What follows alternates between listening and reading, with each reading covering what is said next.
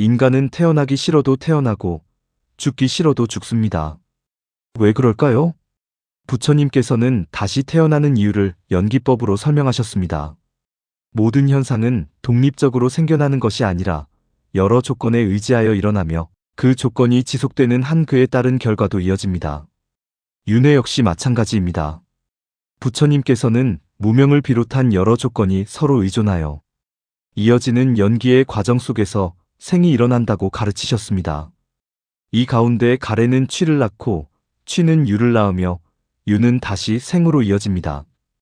따라서 다시 태어나는 것은 누군가가 강제로 보내기 때문이 아니라 윤회를 일으키는 조건들이 아직 남아있기 때문입니다. 이 원리를 쉽게 이해하기 위해 세 가지 비유를 들어보겠습니다. 첫째, 자석과 철가루입니다. 철가루가 자석에 붙는 것은 철가루가 스스로 붙어야겠다고 결정해서가 아닙니다. 자석과 철가루라는 조건이 갖추어졌기 때문에 붙는 것입니다. 윤회도 이와 같습니다. 무명과 가래와 취착 등의 조건이 남아있기 때문에 생이 이어지는 것입니다. 죽을 때 다시는 태어나고 싶지 않다고 생각한다고 해서 그 생각 하나만으로 윤회의 조건이 사라지는 것은 아닙니다. 둘째, 가상현실 게임입니다.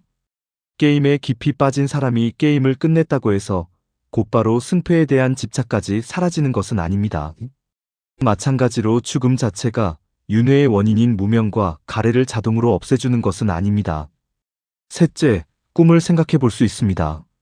잠들기 전에 오늘 밤에는 반드시 이런 꿈을 꾸어야지라고 생각한다고 해서 그대로 꿈이 이루어지는 것은 아닙니다. 꿈도 여러 조건에 따라 나타나듯이 새로운 생 역시 내가 단순히 원하는 대로 결정되는 것이 아니라 업과 가래 등 여러 조건에 의해 생겨납니다. 이 세 가지 비유가 보여주는 공통된 원리는 하나입니다. 조건이 있으면 결과가 생기고 조건이 사라지면 그 결과도 사라집니다.